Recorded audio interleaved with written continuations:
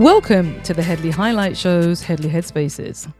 The Headspaces are a series of thoughts and musings I have during the course of the week, and I chew all over them and I share them with you. And this week's Headspace is called Kemi Badenoch told you that Israel was the UK's proxy in the Middle East.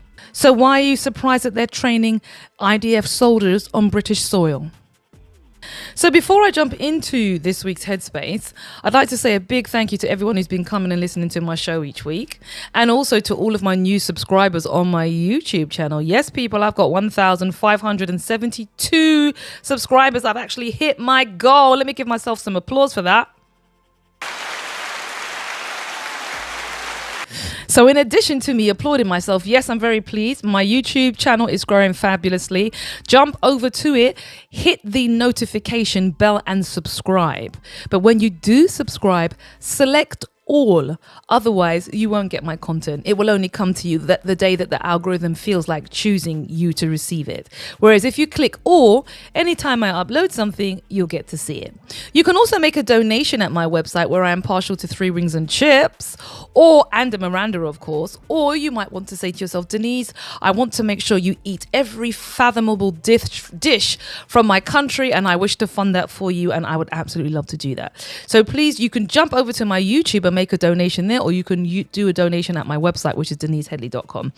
So now that I've got out that preamble, let's jump straight into this question, and I think it's a pretty important question. Kemi Badenoch, the leader of the Conservative Party, told us that the UK uses Israel as its proxy. It's Israel's proxy. So why then would you be surprised that IDF's troops, Israeli Defense Force troops, are being trained on British soil? Oh, you didn't know? Oh, allow me to elucidate. The UK Ministry of Defence has just admitted that it's actively training Israeli military personnel on UK ground. Now, up until recently, the Labour government refused to answer any questions about it, but recently what was said was the UK is training a limited number of IDF personnel on UK-based training courses. Now, this is quite a breakthrough, because up until April of last year, the UK government was refusing to say who exactly they were doing training with and what that training was for. However, in the last couple months, it seems like Israel's extended military onslaught called Operation Gideon Chariots has just meant that the UK can no longer ignore their complicity. Despite this, however, the Labour government has still sent £127 million of military exports to Israel, despite saying they have banned arm licenses. Not only that, but the aid convoy heading to Israel, known as the Freedom Flotilla, which had Greta Thunberg on, who is now being deported, and others kidnapped, the UK was actively providing spy flights over that to Israel. So while the UK still tries to wash its hands in the complicity in this genocide and still uphold the exports to F-35 jets, it seems as though slowly they are at a tipping point where they can no longer deny the crimes that they are partaking in. Now, because that was a TikTok video and that was coming out of declassified news, you weren't able to see the actual tweets that made reference to what the Ministry of Defence was saying, but they are out there. And effectively what's happening is this government and previous governments have been training IDF soldiers on British soil.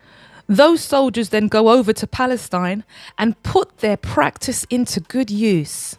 And we know the value of that, because we can see how many dead women and children there are in that country with the support of our government. How many reconnaissance flights have been flown over Israel by the British Air Force so that they can help support killing brown people that look like you and me and other people in the mirror? How many? Let's ask that question, but I guarantee no mainstream media outlet would even dare ask it, let alone seek to get a proper answer. So given that that's the case, why would you be surprised that this country is effectively complicit in war crimes in Israel? They're training the staff. They're providing reconnaissance, satellite cover. We have our supine media providing comfort to Israel and justification for their continued war crimes. And we have Keir Starmer providing political cover for their continued war crimes and genocide towards the Palestinian people. This week, he tried to change tack slightly, but I want to show you just how performative this is and how much of hypocrisy is involved when it comes to the issue of the UK supporting its proxy, Israel, and the things that it needs its proxy to do. I'm going to play you a creator. His name is Damo. He's a Liberal Democrat councillor in one of these authorities in the UK, and I can't recall right now. But just listen, he's also got a podcast. Listen to what he's talking about in relation to the hypocrisy of the Labour Party and their position over Israel. So, Keir Starmer's performative sanctioning of the extremist Israeli ministers Bezalel Smotrich and Itamar Ben-Gvir, along with Canada, Australia, New Zealand and Norway, whilst a welcome move in and of itself, really doesn't change anything. It was never likely that either of these ministers would come to the UK. It's bad enough some Israeli politicians have done. But being the focal point of the religious and ideological backing for the genocide of Gaza as they are, for Starmer to ever invite these two is going to be a stretch, surely. Well, maybe not, because news has broken within 24 hours of these sanctions that has destroyed any notion that Starmer is taking any meaningful action here whatsoever. You see, up in Newcastle, there's a factory that since October 2023 has had a police presence protecting it that has cost us via the public purse over £200,000. The factory is an arms manufacturer, Pearson Engineering, that since 2022 has been wholly owned by the Israeli state. In fact, it is owned by the Ministry of Finance, and for those familiar with this department, you will know full well who the Minister of Finance for Israel actually is, who also happens to be a defence minister at that, so interest in an arms firm will be doubly important to them, because this minister is Bezalel Smotrich. Starmer sanctions the guy, but is still spending our money protecting his assets here in the UK. Make that make sense. Is his sanction really worth any weight at all?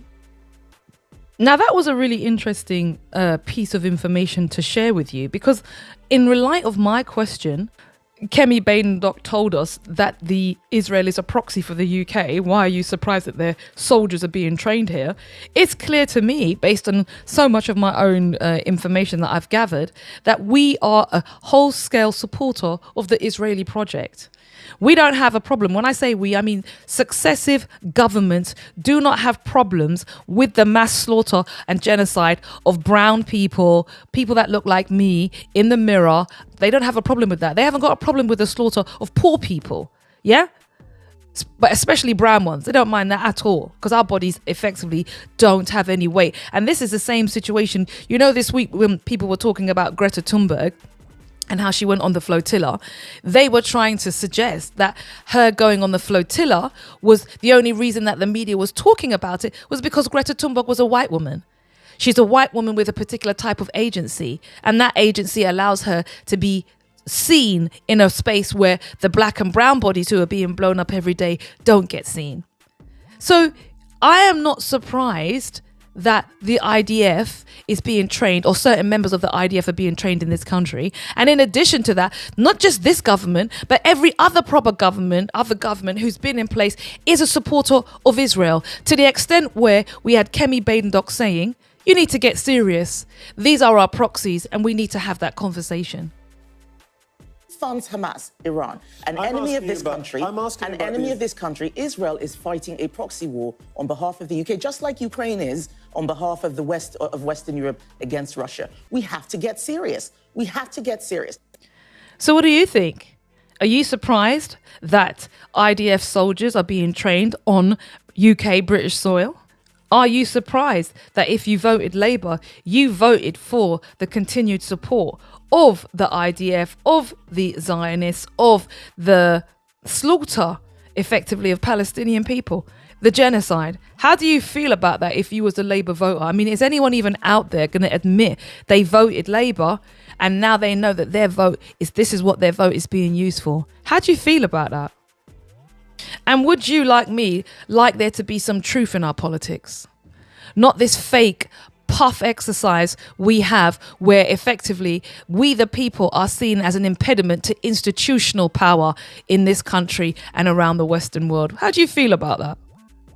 Jump up on the podium, give me your thoughts, your 2 pence, your free cities, or your declining dollar price. You've been listening to the Headley Highlight Show's Headspace, and this Headspace was called Kemi Badenoch Told Us That Israel's a Proxy. So why are you surprised that they're training the IDF? I hope you liked it. Don't forget, make a donation at deniseheadley.com or go to my YouTube. You can make a donation there. And if you go there, be a subscriber. Click the bell and type all. See you next week and cut!